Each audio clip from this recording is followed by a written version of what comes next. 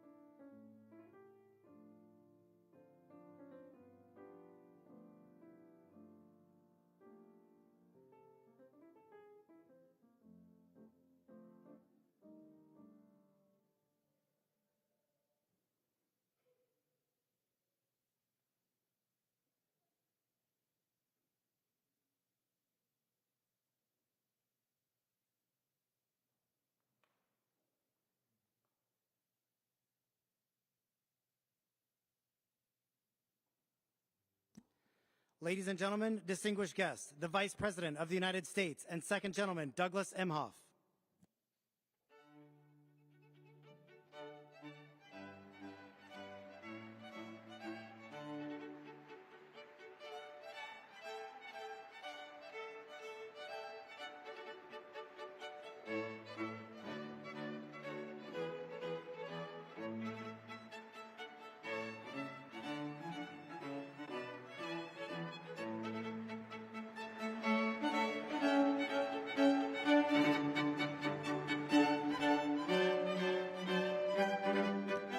Ladies and gentlemen, distinguished guests, the recipients of the 2023 Presidential Citizens Medal, the Honorable Jocelyn Benson,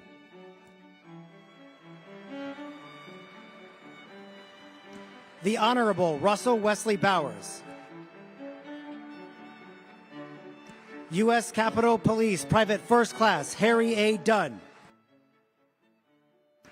U.S. Capitol Police Sergeant Caroline Edwards, former Metropolitan Police Department Officer Michael Fanone, Ruby Freeman and Wandrea Shaye Moss,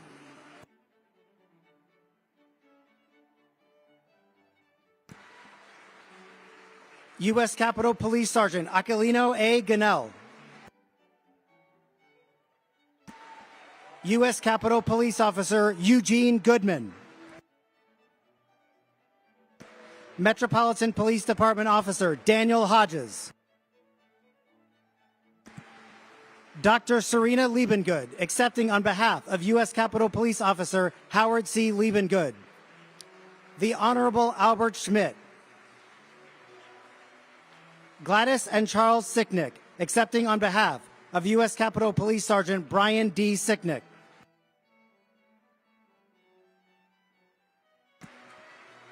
Aaron Smith, accepting on behalf of Metropolitan Police Department Officer Jeffrey L. Smith.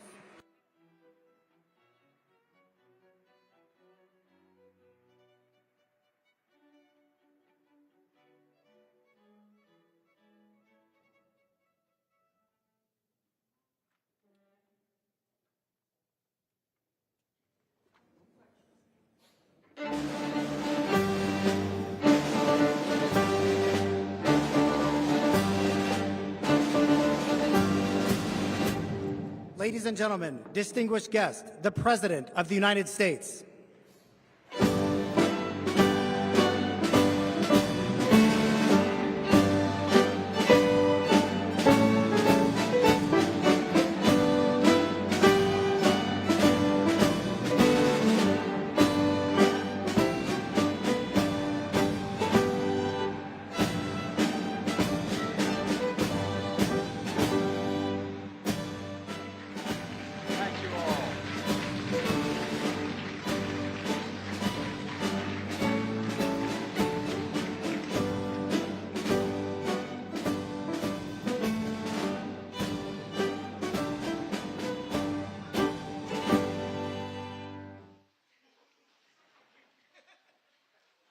Thank you all very, very much. 2 years ago, on January the 6th, our democracy was attacked. There's no other way of saying it. The U.S. Capitol was breached, which had never happened before in the history of the United States of America, even during the Civil War.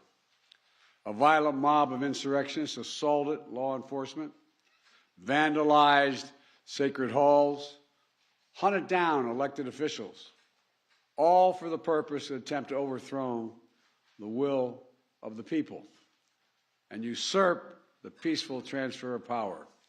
All of it was fueled by lies about the 2020 election. But on this day, 2 years ago, our democracy held because we, the people, as the Constitution refers to us, we, the people, did not flinch. We, the people, endured. We, the people, prevailed. On this day of remembrance, joined by the Vice President and the Second Gentleman and all of you, we honor a remarkable group of Americans who embodied the best before, during, and after January the 6th, 2021. For the first time in my presidency, I'm bestowing the Presidential Citizens Medal, one of our nation's highest civilian honors. It recognizes, quote, citizens of the United States of America who have performed exemplary deeds of service for their country or their fellow citizens, end of quote. In a few moments, the full citation of their exemplary deeds will be read by a military aide. But this is who these people, these extraordinary Americans are. Heroic law enforcement officers. As Congressman Benny Thompson said, a man of immense character and honor himself eloquently said about these officers, he said, quote, "You held the line that day, and what was on the line was our democracy, and history will remember your names." And history will remember your names. They'll remember your courage. They'll remember your bravery. They'll remember your extraordinary commitments to your fellow Americans. It's not hyperbole. That's a fact. That's a fact. And folks, history also going to remember your instincts to respond, to do something, as you did. And as we all watched, this is the irony of it all America watched it on television and saw it repeated and repeated. In the past months, we've heard you testify to the nation about what happened that day, what you were thinking of at the time it was happening, what you're thinking now, the threats, the violence, the savageness of what happened, the trauma, all real. And it's not exaggeration to say America owes you all, I really mean this, a debt of gratitude, one we can never fully repay unless we live up to what you did. Live up to what you did. And what you did was truly consequential, not a joke.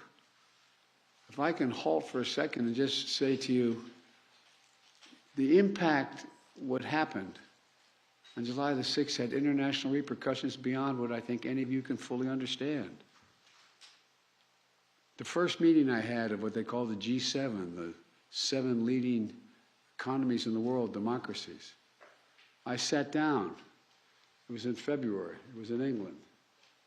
And I sat next to the President of France, across from the Chancellor from Germany, etc. And I said, America's back. You know what the response was? Not a joke. For how long? For how long? And I just sat there and looked, and I believe it was the Prime Minister of Italy who said, but I can't remember for certain which of the 6 said it. And what would you think, Mr. President, if tomorrow you woke up and you had a headline in the press saying that in the British Parliament, a mob had come down the hall, broken down the doors of the House of Commons. Police officers were killed or died. The place was vandalized in order to overthrow the election of a Speaker of the House, a Prime Minister's election. Think about it. Think about it. What would we think if we heard that news today? Any other leading democracy in the world went through this. So, folks, these people and the people representing those who couldn't be here because they gave their lives for this is incredibly consequential. And that's not political talk, that's historical fact. Officer Daniel Hodges, Metropolitan Police Department, Virginia National Guardsman, 8 years on the beat. His first time inside the Capitol was on January the 6th. Sprayed with poison, pinned and crushed, eye almost gouged out, but he didn't break.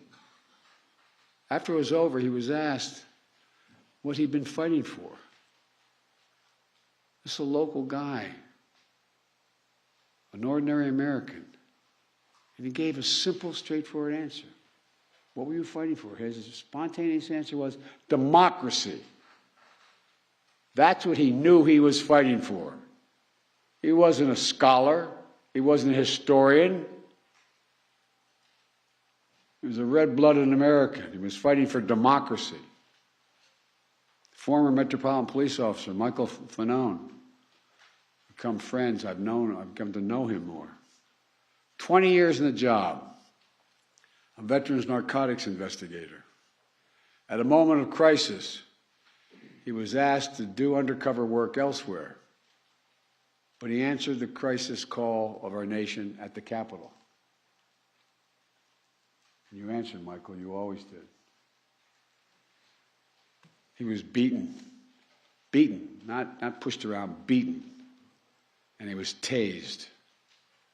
Called a traitor as the mob shouted, if you remember, kill him with his own gun, kill him with his own gun. But he defended our democracy with absolute courage. And ever since, he's spoken out forcefully to make sure people are held accountable because he knows it could happen again. There's no guarantees except us, all of you. Private First Class Harry Dunn from the United States Capitol Police, 14 years on the force. On that day, he was outside Speaker Pelosi's office. He stood guard protecting fellow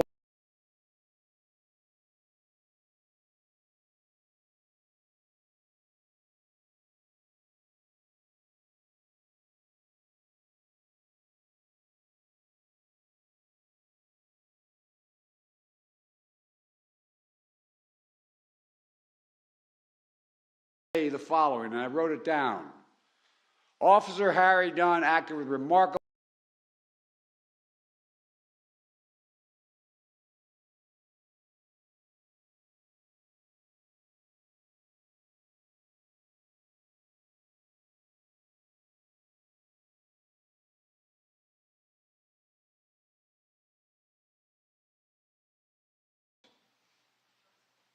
U.S. Capitol Police.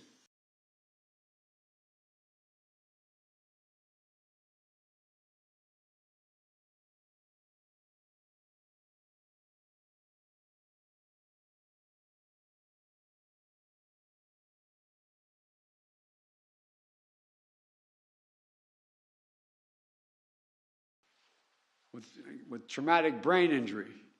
She got back up to help hold the line. The granddaughter of two proud military veterans, she says it was her job to, quote, protect America's symbol of democracy, end of quote. That building. Sergeant Aquilino, Aquilino. Thank you, pal. I'm glad you know your name.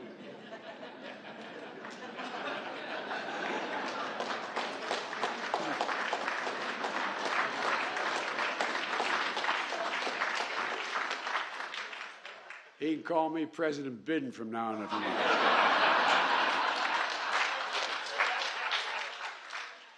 A proud immigrant from the Dominican Republic, 16 years in the force.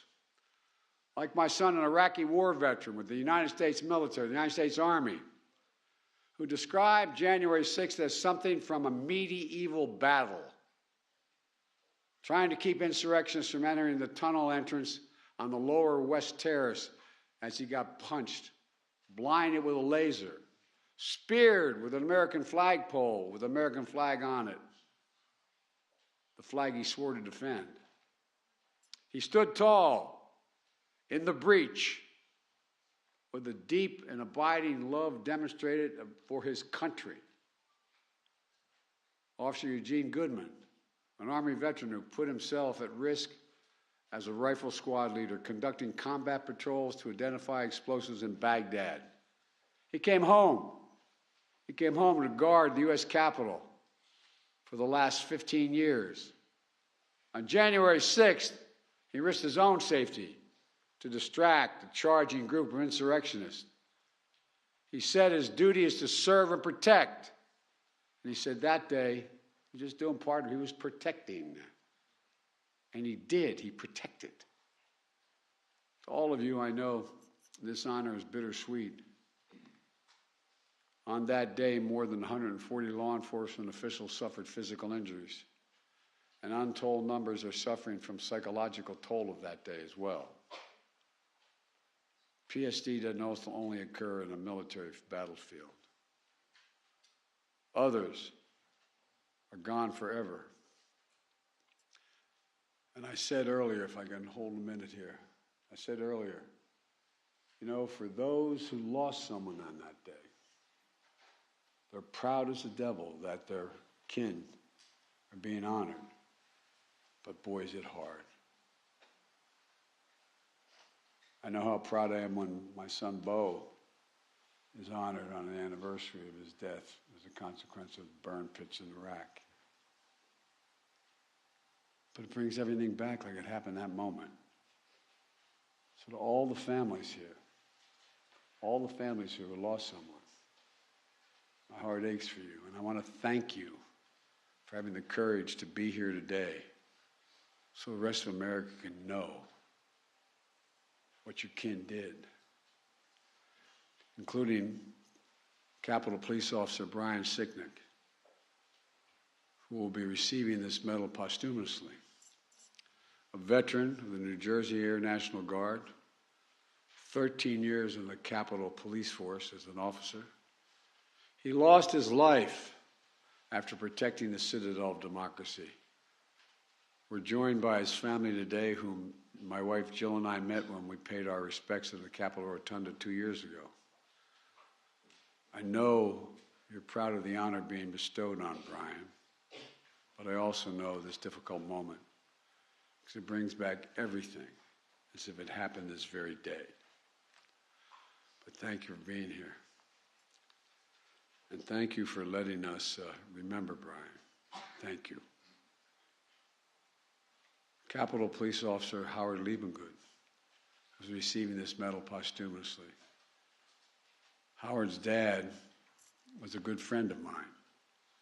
I served with his dad. His dad was Sergeant at Arms in the United States Senate, Chief of Staff for Republican senators. We were genuinely friends. Officer Liebengood patrolled the grounds outside the Senate office building on January 6th. He worked nearly nonstop in the days that followed, and he lost his life after protecting the democratic institutions he learned to revere growing up. His family, his widow Serena, they're here today. Serena has honored Howard's memory by advocating for, quote, positive change on mental health issues for his fellow law enforcement officers and other reforms. Help them cope with the crises they encounter. Metropolitan Police Officer, Department Officer Jeffrey Smith will be receiving this medal posthumously as well. He was part of the first line of officers who entered when the Capitol was breached, assaulted many times,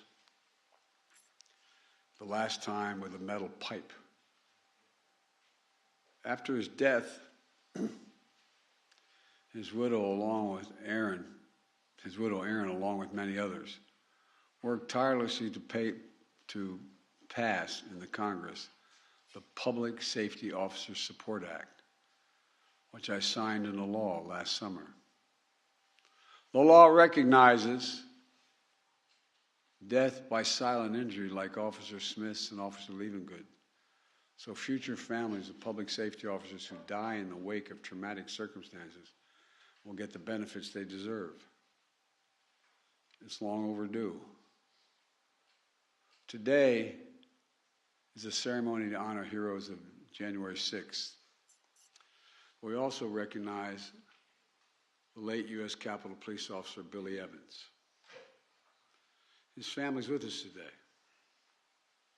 3 months after January 6th, while they're still cordoning off the Capitol because threats by these sick insurrectionists continued to be profligated on the internet. Again, all America saw what happened. What Officer Evans was killed defending the checkpoint he'd had to go through to get up to the Capitol because of these god-awful sick threats that continue to move forward.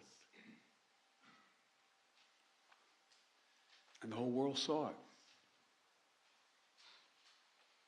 It's just hard to believe. It's hard to believe it could happen here in America.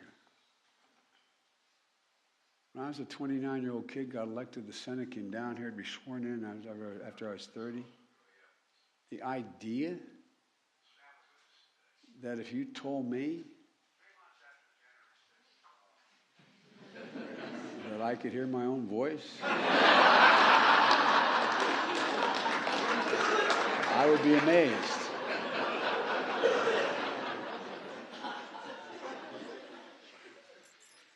But all kidding aside, think about it. Think about this. Jill and I also met the family at the Rotunda to pay our respects, and I was honored to sign a bill awarding the Congressional Medal, Gold Medal, to those who protect the Capitol on January 6th, and to honor Officer Sicknick, Evans, Liebengood, Smith for their sacrifices. These officers are the best among us. And we're also honored to be joined by many other members of the various law enforcement agencies here today. And over here on that January 6th, we thank all of them as well. I want to thank you all for your service, your strength, your courage, and it's a corny thing to say, but your patriotism. Joining these law enforcement officers honorees are 5 other public servants: Ruby Freeman and her daughter, Shaye Moss. Where are you guys? Sitting up there, you're right in the middle.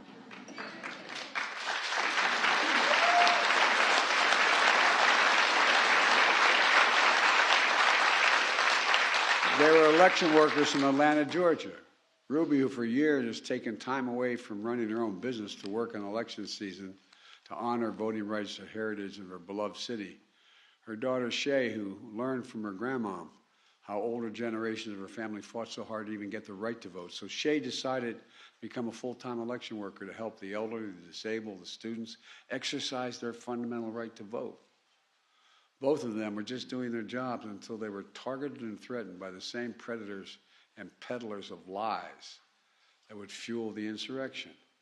They were literally forced from their homes, facing despicable racist taunts. But despite it all, Ruby Freeman and Shaye Moss found the courage to testify openly and honestly to the whole country and the world about their experience, to set the record straight about the lies and defend the integrity of our elections. Ruby and Shaye, you don't deserve what happened to you, but you do deserve the nation's eternal thanks for showing the dignity and grace of we the people. Presumptuous of me, but I'm so proud of you both. So proud of you both. Albert Schmidt, a former Republican city commissioner in Philadelphia, who spent a decade overseeing nonpartisan counting of votes. But like so many other local election workers, in 2020, he was harassed and threatened as he did his job faithfully. He did not bend. He did not bow. He did not yield to the political threats and pressure. And he's so trusted by both political parties that the new Democratic governor of Pennsylvania, Josh Shapiro, appointed him as Pennsylvania's Secretary of State, a Republican, to ensure that the integrity of the elections. That's a high compliment.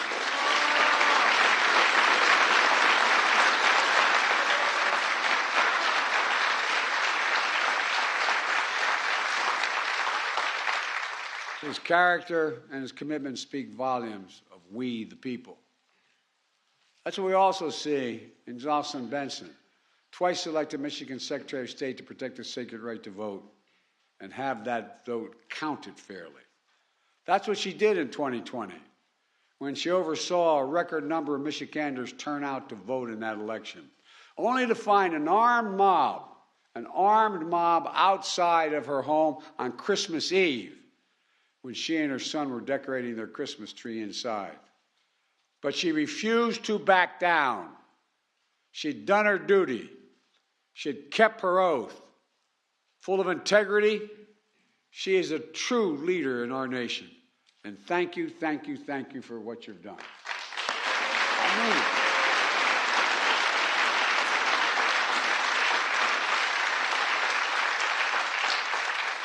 And finally, Rusty Bowers, a former Republican Speaker of the House in the state of Arizona. When I met him today, I said, I hope I'm not hurting your reputation. Where are you, Rusty? See, he's hiding behind you. He's able to do that. Rusty, we may not agree on all things. We agree on what this country's about, though. We agree that public service is not about what you're willing to do to win.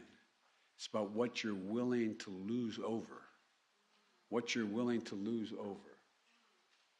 Rusty put his obligation to the Constitution and his country ahead of everything when he refused intense political pressure to decertify the 2020 election results. His courage is probably the reason why he's lost his primary last year. Rusty, you're an example, is a demonstration to every young man and woman thinking about entering politics about what integrity is all about. I'm not exaggerating. Thank you for your integrity and your honor.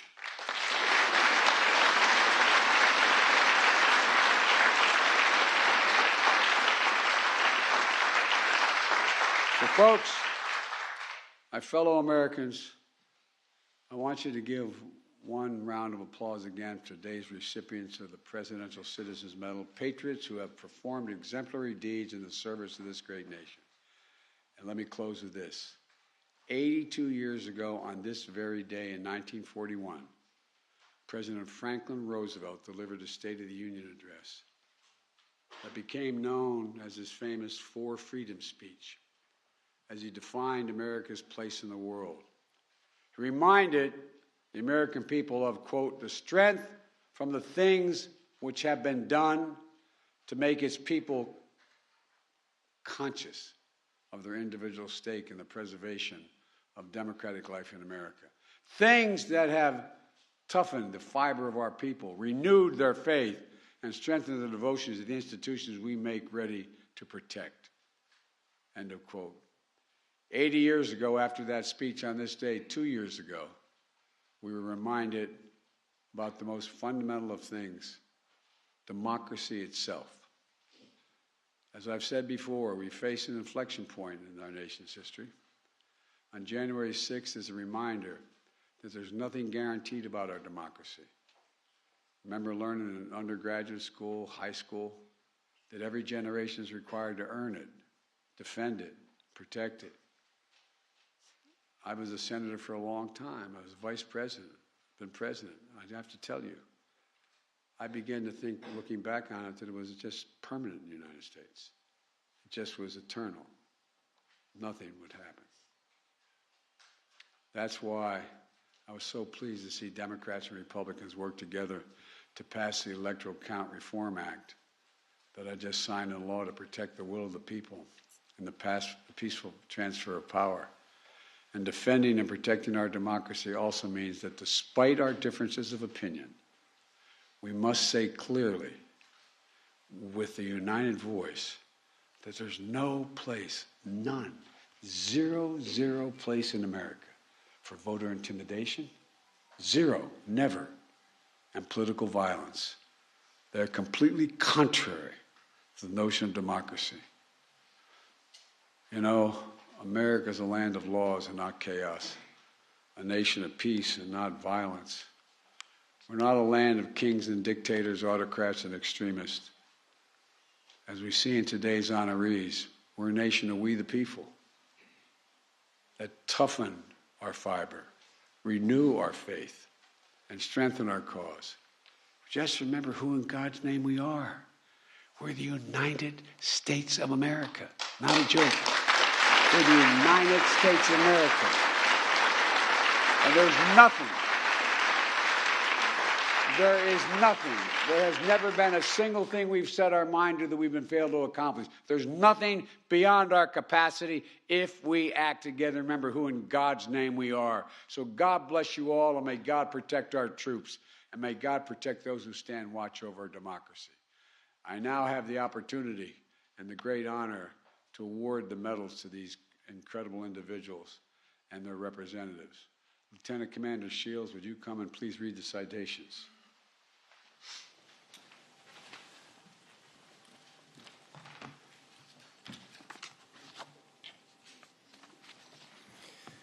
The The Presidential Citizens Medal recipients: Jocelyn, Benson.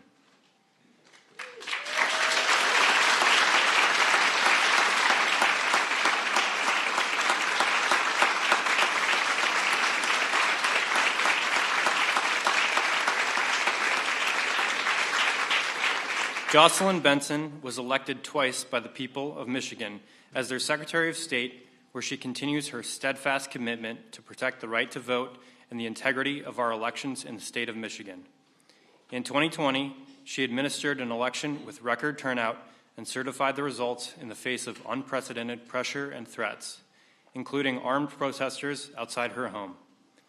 We, the people, honor the undaunted and unflinching Michigan Secretary of State, Jocelyn Benson, who continues her exemplary public service to advance free and fair elections in our nation.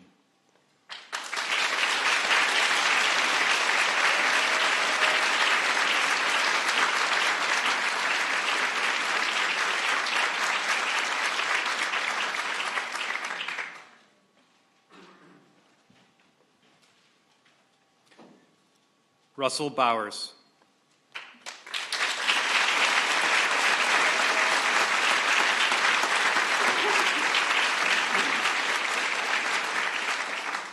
An artist, rancher, and fourth-generation Arizonan, Rusty Bowers represented the people of Arizona for almost 2 decades, rising to become Speaker of the House.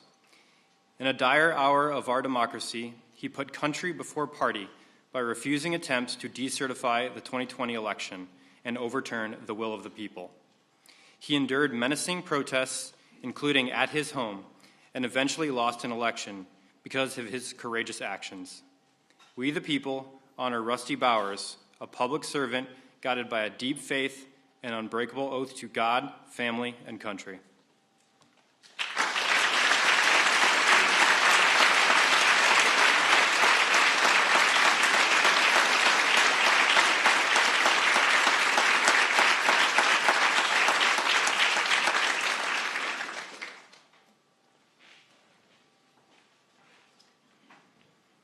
Harry Dunn.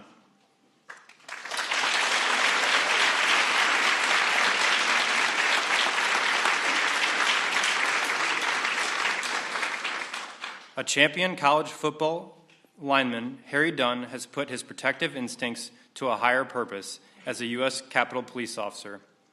On January 6, 2021, he rushed to protect injured fellow officers fighting back insurrectionists. His powerful testimony describing violence and stinging racism laid bare the day's facts for history, and his advocacy on behalf of officers battling lasting trauma is helping to ease the stigma around mental health in our nation. For defending the citadel of our democracy and for seeking truth and healing, we the people honor U.S. Capitol Police Private First Class Harry A. Dunn.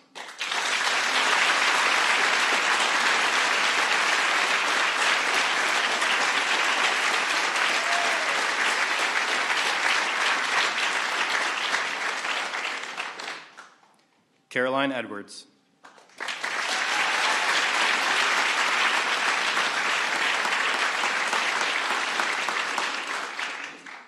The granddaughter of proud military veterans, Caroline Edwards left a corporate career to follow in their footsteps, serving our nation. On January 6, 2021, she helped stop advancing insurrectionists even after being knocked unconscious in the mob's first brutal surge. She has also fought for colleagues as a police union board member and peer counselor, and her congressional testimony will help ensure their valor is never forgotten. For her courageous defense of our democracy and service to fellow officers, we the people honor U.S. Capitol Police Officer Caroline Edwards.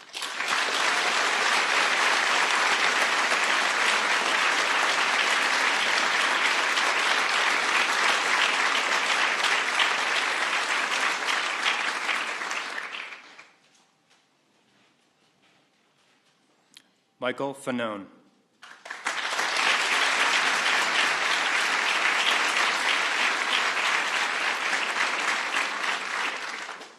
The grandson of a police officer, Michael Fanone was born to protect and serve. A decorated narcotics investigator, he took an off-duty call to the Capitol on January 6, 2021, helping to drive insurrectionists away from a key tunnel and facing vicious attack. He immediately became one of the day's most outspoken truth seekers. For his absolute courage in protecting the Capitol and our democracy, and his tenacious search for accountability, we the people honor former Metropolitan Police Department Officer Michael Fanone.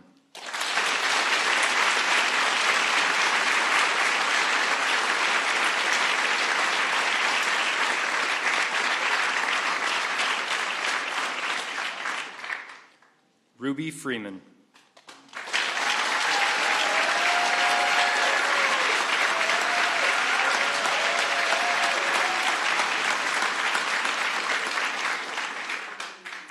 Inspired by the voting rights legacy of her beloved Atlanta, Lady Ruby Freeman viewed her civic duty as a Fulton County election worker as a sacred mission to ensure the people of Georgia could exercise their fundamental right to vote freely and fairly.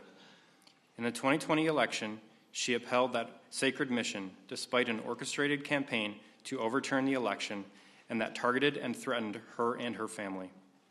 To the nation, she bore witness of the trauma and tragedy of that experience, and today, we the people honor Lady Ruby Freeman as part of our nation's voting rights history.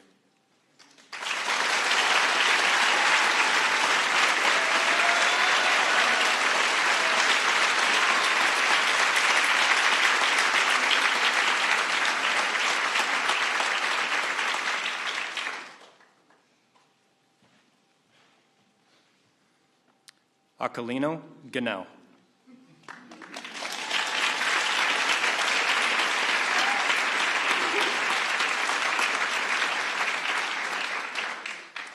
As a child, Aquilino Gonell immigrated to America from the Dominican Republic. He became the first in his family to graduate college, serving in the U.S. Army and then in the U.S. Capitol Police. On January 6, 2021, he courageously stood firm at the doors of the Capitol as insurrectionists stormed the entrance, sustaining serious injuries as he protected members of Congress and defended our democracy. He later testified publicly to ensure our nation and history never forget. For patriotism that puts love of country before self, we the people honor U.S. Capitol Police Sergeant Aquilino A. Gonell.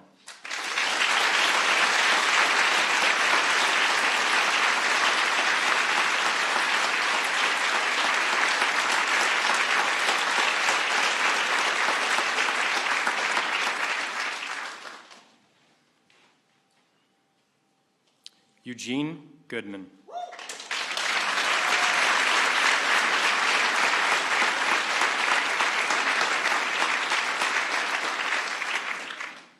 An Army combat veteran and a U.S. Capitol Police officer, Eugene Goodman embodies fearless public service.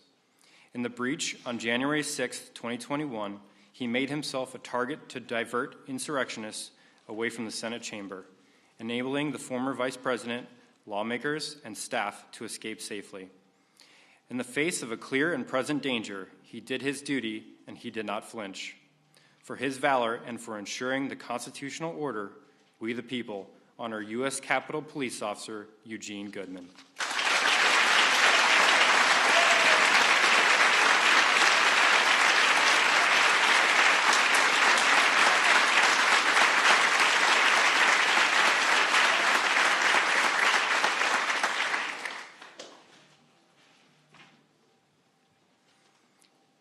Daniel Hodges.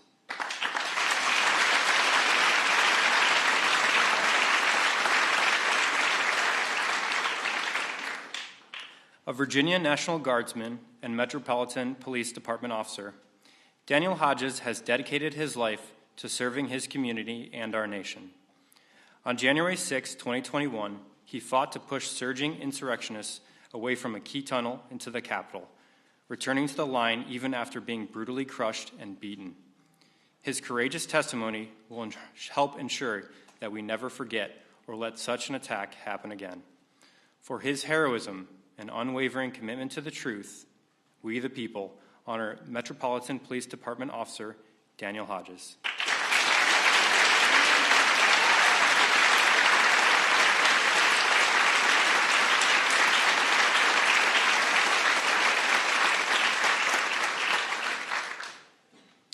Dr. Serena Liebengood, accepting on behalf of Howard Liebengood.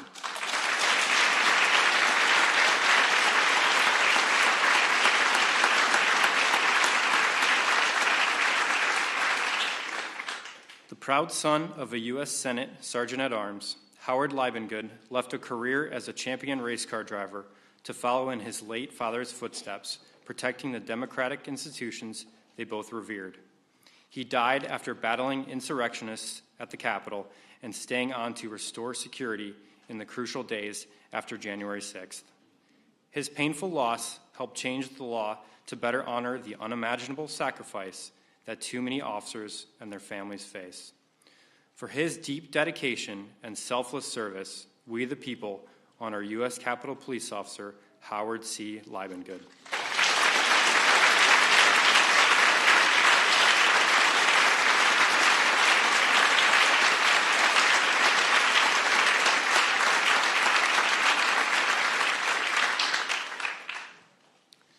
Wandrea Shaye Moss.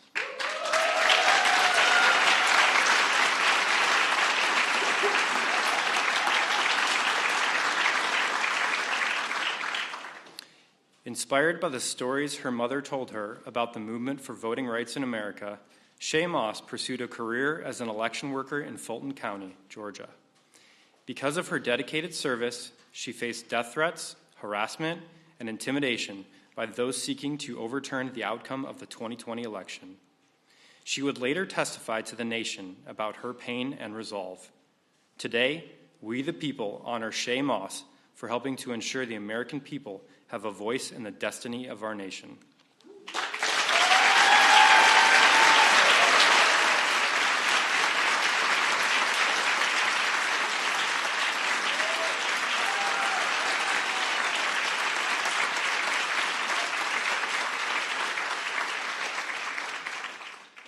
Albert Schmidt.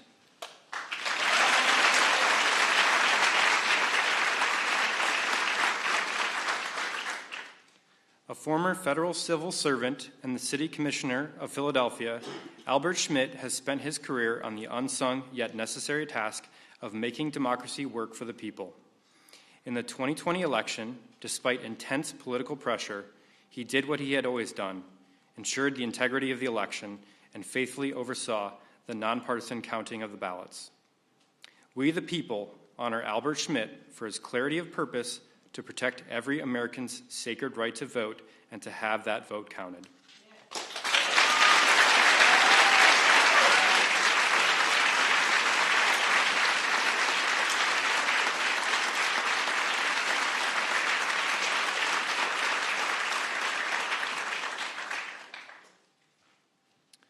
Charles and Gladys Sicknick, accepting on behalf of Brian D. Sicknick.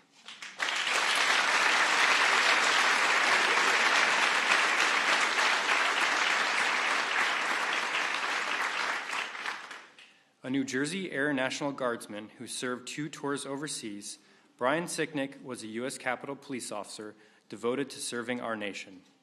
For over a decade, he guarded the Capitol, including on January 6, 2021. He lost his life protecting our elected representatives, upholding the will of the American people, and defending our Constitution. His heroism, courage, and character set an example for generations of Americans to come and will never be forgotten. For his service and his ultimate sacrifice, we the people honor U.S. Capitol Police Officer Brian D. Sicknick.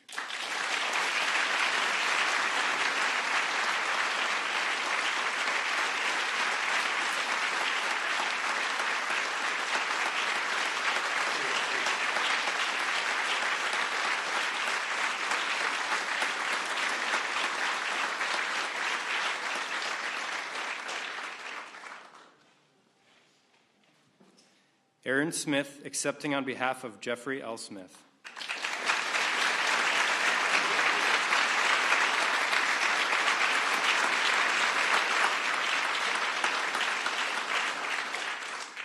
A 12-year veteran of the Metropolitan Police Department, Officer Jeffrey Smith dedicated his life to public service.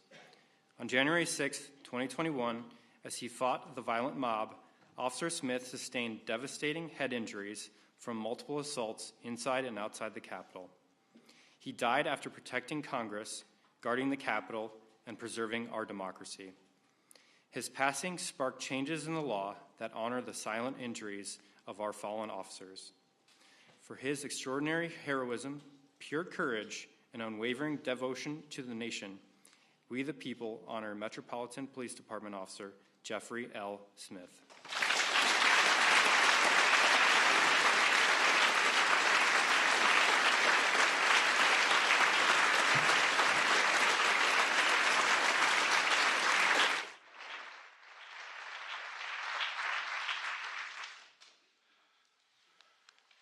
Well, as I said at the outset, this is warranted, in some senses overdue, but also incredibly difficult for the families, and particularly the families of those who lost a hero defending our democracy. And but I tell you,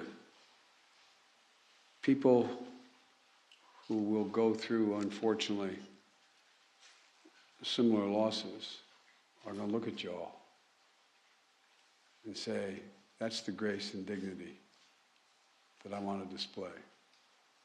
So really, thank you. Thank you, thank you, thank you. I want to thank you again for your service and sacrifice, and may God bless your families.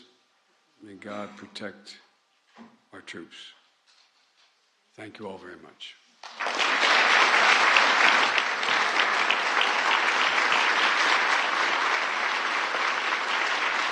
Please remain in your seats as the President, Vice President, Second Gentleman, and recipients depart. Thank you.